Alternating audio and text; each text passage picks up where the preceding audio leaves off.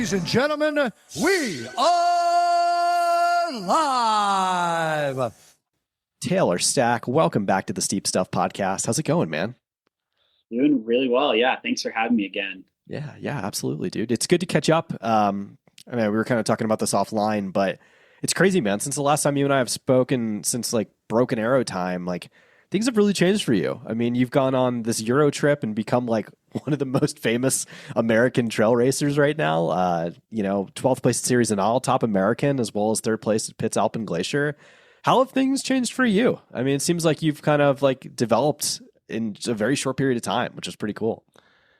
Yeah. Well, thanks, man. Yeah. It's been a super awesome season. I'm really happy with the results so far. And yeah, I think, having the opportunity to go race in Europe that was like such a fun experience. And that was kind of my first time really like seeing that level of international competition. I'm going to like really enjoy the opportunity to travel and see the world and, race against the best trail runners on earth. So yeah, it's been super fun. Pretty crazy, man. And here we are. It started with a pre-Sunapee conversation, and now we're in a pre-Worlds conversation. It's kind of crazy. 4 or 5 months later. How are things feeling going into Worlds? Like how are the nerves? How is the excitement? Like you got to be super stoked for this, right? Definitely very excited. The nerves, I feel like the nerves will definitely kick in once I get there and like see the course and everything. But for now, I'm kind of just grateful, like it's more excitement and gratitude for the opportunity than nerves. And yeah, I mean, I think my mindset going into this trip is going to be just like, focus on getting the most out of the experience and like the opportunity to travel the world and like see a cool place and represent Team USA and like really like don't let the race anxiety or the performance, expectations get in the way of just enjoying that opportunity because it's a really cool thing. And, if you would have told me a year ago that I would have this opportunity, I don't know if I would even believe you. So I just want to definitely make the most of it and enjoy it. Dude, it's kind of weird. Like we were chatting about a year ago, a little bit over that. Just before you ran, what the hell was the name of that race? Imogene. At an Airbnb in Estes Park, like before you had like really popped onto the scene. It's kind of crazy how far you've come since then. Like you think about that and it's like a kind of a pinch me moment. Like now you're wearing the stars and stripes and you're, you've come a long way, which is pretty freaking sick. Definitely. Yeah. I have no complaints. I'm super happy with how it's progressed and, to make that Team USA is definitely kind of the cherry on top of everything. Cause that's like, for me, that's kind of like the ultimate pinnacle of achievement in running generally is to like be able to represent your country and wear that Team USA kit. So cool. Yeah, so cool. Let's get into the nitty gritty on the team. Like we're sending an absolute squad. I know you've got to hang out with a bunch of the guys, not just obviously at Sunapee during the selection process, but also at a team camp that Cam kind of everybody put together just about a month and a half removed. Can you talk a little bit about that experience and just how fun that team building was? Yeah, it was great that we got together and did that. We got to run some 14ers kind of around. I'm located in Salida right now. So it was just kind of my backyard where we met up and stuff. But yeah, it's a super awesome group. I really love those guys and the girls team. I've gotten to know kind of all of them throughout the year because at Broken Arrow, Cam and Mason and I all raced. And so it's kind of a nice little like reunion tune-up thing for what's to come. But yeah, it's been super fun. And it does kind of feel like a team atmosphere, having the opportunity to hang out with those guys and, Anna and Courtney and Sydney and people on the girls team. I've done a lot of traveling with them this year as well. So I'm super stoked to get back together and hang out in Spain. And I think we have a pretty awesome team for the mountain teams. And, I think guys like Mason and Cam and David, like they haven't been doing the global Golden Trail Series kind of circuit this year as much, but like, I think people are sleeping on them. They're going to surprise some people in that race because they're crushers. Oh, we're sending a squad, dude. Can you talk a little bit about, I know Mason and Cam have told me about this and I'd love to hear from you, like your point of view as well.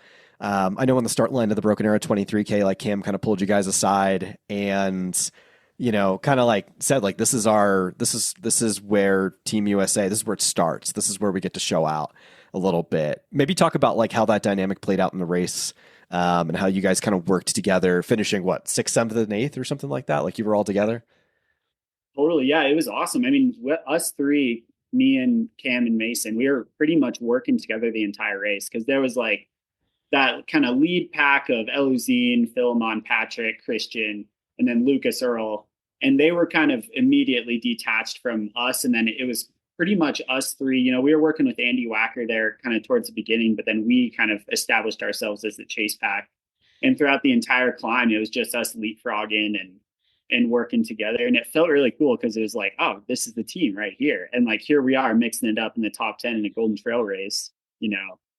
It just gave me a lot of confidence that I think we're going to have some heavy hitters and, you know, really show up on the world course. So it's going to be fun. Wow. Talk about, I want to get into one of the things that really has impressed me a lot. And I haven't really asked this question too many times. I'm just so curious. Like, it seems like Cam has really taken on like a team captain kind of vibe, like a leadership kind of perspective. And I really like that. It seems like he's brought kind of that over from Schemo, and has just like taken on this leadership role. Would you agree with that? And like, kind of how has that helped shape maybe the dynamic of the team and conversations that you guys have had thus far? Yeah, I definitely get that vibe too. I think, you know, he kind of spearheaded organizing that whole like team camp meetup thing and everything. So that was definitely like a kind of a leadership kind of captain type role that he was assuming on that. And I think it makes sense because he definitely, as far as I'm aware, he has the most experience kind of being on Team USA for running and for Schemo because he's made, you know, multiple teams over the years. I believe Mason did make a team. Yep.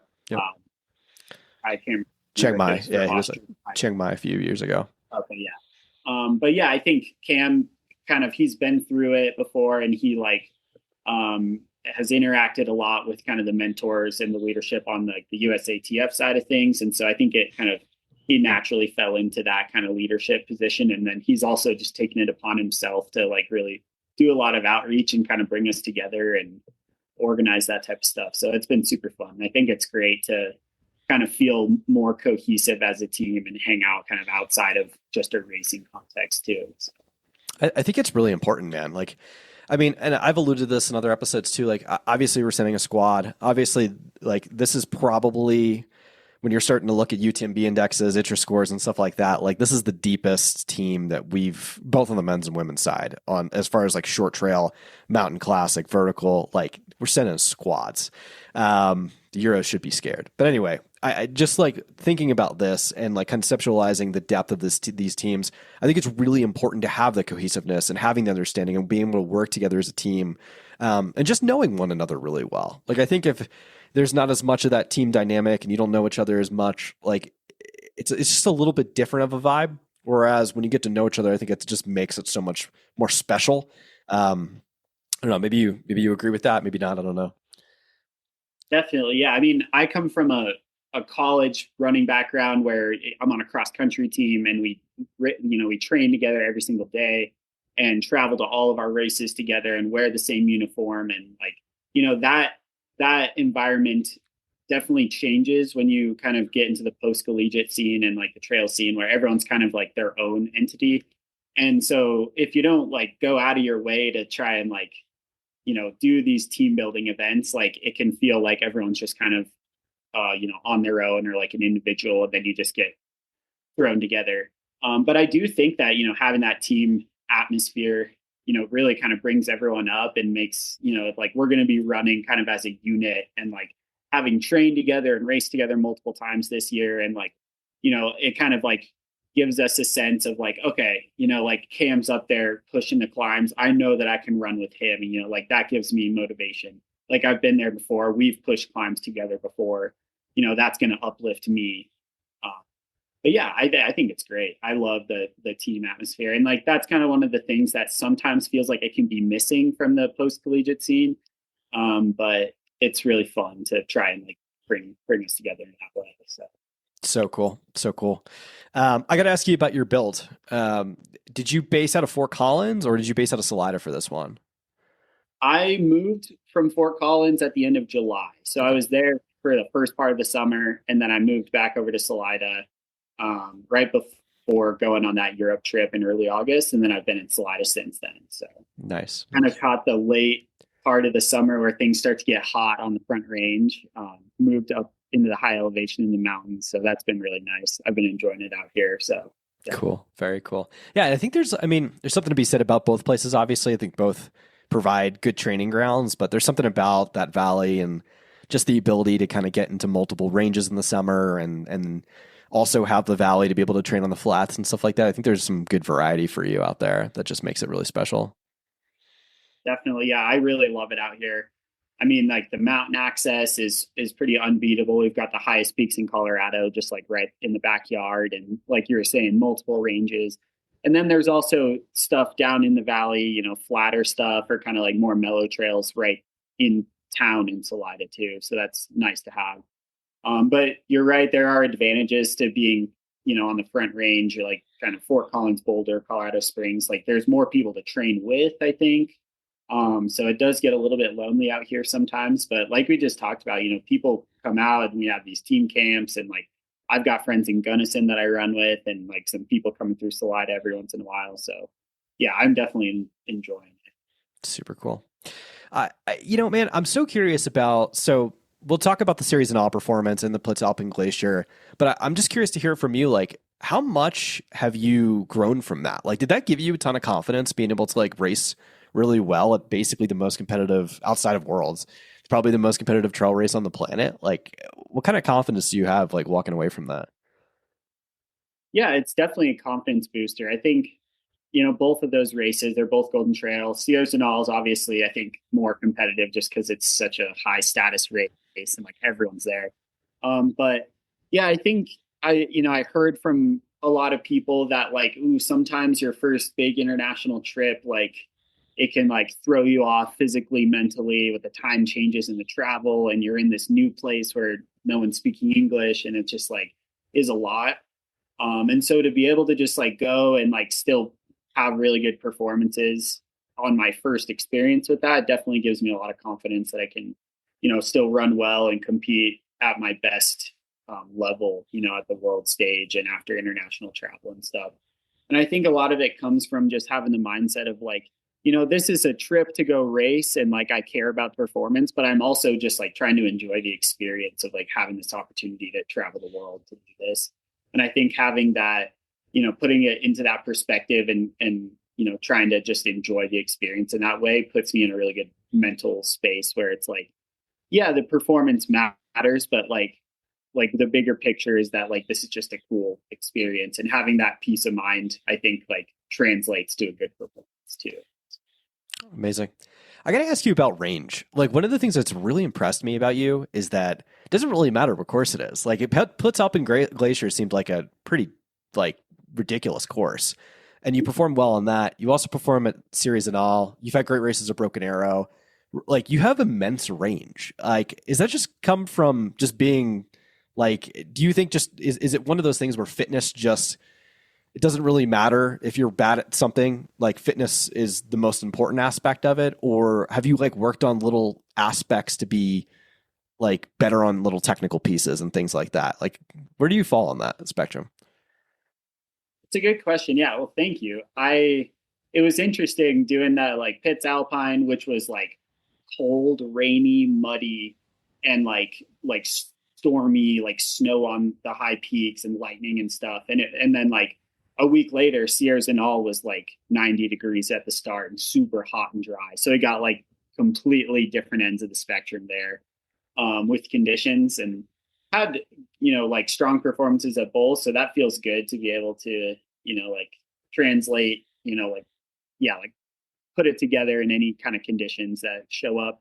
Because in trail running, you know, like you have to be ready for all those different types of conditions and all different types of courses and stuff. But yeah, I don't know. I think that like you mentioned fitness kind of dominating everything. And I think it like what you lack in like skill on that particular course can definitely be made up for with fitness. But I do think that like you to compete at the highest level on a given day or on a given course, like you do have to be able to like execute in the like nuance at Pitz, there was like a little bit of fast flat. So it was an interesting mix of like fast flat. So you had to have some leg speed to be hanging. But then there was like the crazy steep 40% grade, like super technical, super wet. So like you kind of had to have a little bit of everything. And you also had to be okay with like getting wet and uncomfortable and cold and muddy. To me, that was like real trail running right there, you know. And Sierra Zanella is obviously, you know, it's like super intense climb, but it's almost, you know, a lot of that race is not very technical, like not very steep too. Like the first part is super steep, but like you have to kind of have like conventional running endurance and like speed on kind of flatter stuff as well. So I think both of those races kind of tested every aspect. You have to have a little bit of everything to do well. So How did you deal with the heat at Series and all? I've heard everybody complain about it. yeah, it was pretty hot. I think I was fairly heat adapted because I was doing most of my training was in Fort Collins leading up to it, and I would like run in the middle of the day when it was like 90 degrees and stuff. But I did take some like ice and put it on my neck kind of during the warm up and stuff like that to try and stay cool before the start. And all the aid stations had like sponges you could grab and wring over you and like water. So I was constantly like putting water on myself and cooling down. And it definitely was hot, especially kind of towards the beginning stages, but I felt like those cooling strategies definitely helped. And the heat wasn't like the major issue for me. It was more just the brutality of the course and fast pace at the start. Yeah. Yeah. How about this? Like, how did it, obviously you have this preconceived idea of what you think this is going to be, right? Even if you preview the course, you have this preconceived idea of how it's going to play out on race day. You can visualize, you can do all these things, but it's obviously different when you actually get there and race it. Did it meet your expectations, or was it like, did it blow your mind? Like, what were your thoughts on the race and just in general? Yeah, it's like talking to everyone kind of leading up to it, people who have done it or people who like know about it. Everyone like emphasizes how like brutally competitive it is and how like fast it goes out at the start and like, oh, you're going to be in 50th place and completely buried and like, and it's super steep. And like all of that is pretty true. So I was mentally prepared for that type of stuff. I think one thing that maybe like I wasn't as prepared for is like a lot of people say like, oh yeah, it starts off with a double VK and then it gets flat for a while and then you go downhill. But like, yeah, the first part is very steep, but this like the flat part is really not even that flat. Like you still gain 2,000 feet of elevation in that middle section. And so it's kind of like, oh, I was like ready to open it up and run on flat here, but I like feel like I'm still getting my ass kicked by this like second climb after already blowing your legs out on the double VK at the start. And then also the downhill, like there were some more technical spots than I was expecting. Like people don't really emphasize the technicality of it, but it's like you have to be ready for that, I think. But yeah, super fun. I mean, it's like so brutal. I think the course and the vert mixed with like the heat and the crazy level of competition and how aggressively the race goes out just makes it like one of the hardest races that I've ever run. You think you'll go back? Yeah, definitely. That's what I like to hear. All right. All right. Very I cool. think having knowledge of the course and the vibe and just like having one out of the way, like looking at people who've run it one time and then another time, like they almost always do way better on subsequent races. I think just like having gone through the experience once, like for whatever reason, like you're just better prepared to perform better subsequent times. Very cool. I mean, listen, man, I'm rooting for you. Hopefully you could be the first American to finally win this thing since like 1980 something.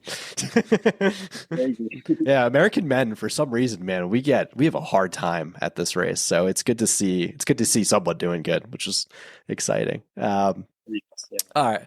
Let's shift gears. I want to talk worlds, man. I got to ask you, just with the squad that we're sending, I mean, it's a very, I mean, we talked about this, like the people that are going over UTMB indexes, ITRA scores, is a very deep field or a very deep group that the Americans are sending. What would it mean to you to come home with a medal? Like, would it mean a ton? Yeah. I mean, that's the dream, you know, like the first dream is just making it and toeing the line and wearing the Team USA kit. But now that that's a done deal, I think the next dream is to like, yeah, like we're not just here to show up and jog a victory lap. We're here to actually like try to execute and, shoot for that medal. So that would be, yeah, I mean, that would be like the extra dream to achieve, whether it's this year or, sometime down the road. I think that's kind of the next big idea. Very cool. I know you work with a coach. Have you guys tweaked anything in training, or have you kept it mostly kind of the same for what you've been doing for this specific build? Mostly the same. I think there's like definitely some periodization involved with the kind of like how the season progresses, and like this recent phase has been more speed oriented. I think like doing more targeted track workouts to just like really, I have a really solid base. I've been putting in really consistent volume since like January. So I think right now it's about, like the hay is kind of in the barn, and now it's about just kind of sharpening everything so that, you're ready to just like be like fresh and ready to go and sharp on the day. So. Cool. It's interesting. I was talking to Remy LaRue yesterday, who's also running the Mountain Classic, and he's your teammate, coincidentally. Yeah. He gave me some beta on the course that I didn't realize until he had said something. It's that I guess there's another either a famous race or something or other that was on that course. So it's not as rugged as, let's say, the short trail or the long trail. It's a little bit more buffed out, a little bit faster. It's a kind of a different flow to it, if you will, compared to some of the other courses. So I think that bodes pretty well for the runnable climbs, which the Americans in general tend to be better at. I don't know if you would agree with that, or. For sure. I think, it seems like Americans in particular tend to have kind of a track and cross country background a lot of the time. There are exceptions, obviously, but I think, the running culture that we have in the States is definitely more geared towards kind of like flat, fast, road track, cross country backgrounds that courses that are, have more runnable terrain, less technical, I think probably play to our advantage, or at least my advantage, I would think, relative to some of the other guys. Like I know a lot of the Europeans kind of get into the sport coming from more of like a mountaineering background or like stuff like that, because they don't quite have the same like high school cross country and track into college kind of like collegiate track and cross country pipeline that we do. So like they get into it from more of like a technical mountain rugged standpoint. But yeah, I've also heard that about the classic course that, like there's a little bit of flat and then some steep climbs and downhills, but it seems kind of smoother and more runnable and tailored towards someone who has a little bit more leg speed, I think. So I think that bodes well for someone like me with my running background for sure. And, like Mason Copey, kind of similar thing. And he's run fast on the roads too. So yeah, it could work out pretty well for us, I think. Yeah. It's crazy, man. It's good stuff. It's so obviously the Mountain Classic's the last day.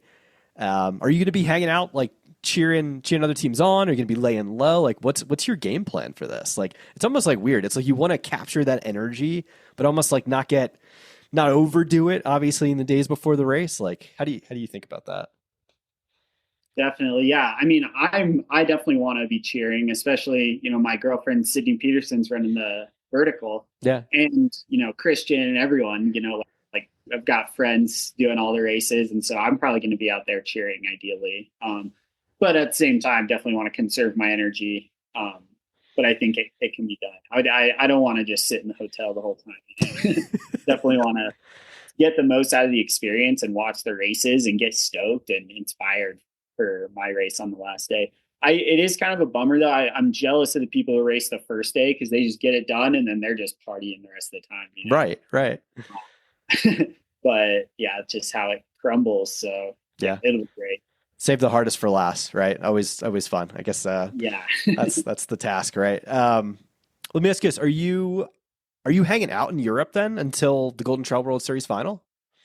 Yeah, that's the plan. Yeah, it's like 2 weekends apart, so it doesn't really make sense to come back and do all that international travel. So yeah, I'm gonna hang out. My parents are coming out to Spain to watch Worlds, so I'll hang out with them for a few days after, and then fly over to Italy and hang out for the Golden Trail finals. So Nice little European vacation, man. I'm jealous. I know. Yeah, it's been a good summer. We hit Austria, Switzerland. Now we hit Spain, Italy. So Doing it all. Doing it all. Tour. Yeah. What's I know this is always a hard question. Obviously everyone kind of thinks ahead. What's next after Golden Trail? Are you gonna take some downtime in the winter and off season, or do you still have is there anything that like kind of piques your interest on the schedule? Yeah, I think the plan right now is to do a UTMB 50K late November to try to qualify for OCC next year. Obviously, we'll see how cooked my body is after Golden Trail, but that's the plan. And then, yeah, I think, just listen to the body, and definitely I like to take a little break at the end of the season, I think, but it would also be nice to kind of keep it rolling somewhat and maybe try to run something on the roads in the winter and like kind of use that fitness. But we'll see, kind of up in the air. I'm really just focusing on what's in front of me right now and kind of make those calls as they come. So Nice. I think it's a smart way to do it for sure. Taylor, wishing you the best of luck, man. I hope it's an amazing day for you. I hope you guys kill it. Definitely going to be cheering you guys on, and wishing you the best of luck and safe travels out there. Yeah, I appreciate it, man. Thanks for having me. Yeah, dude. Of course.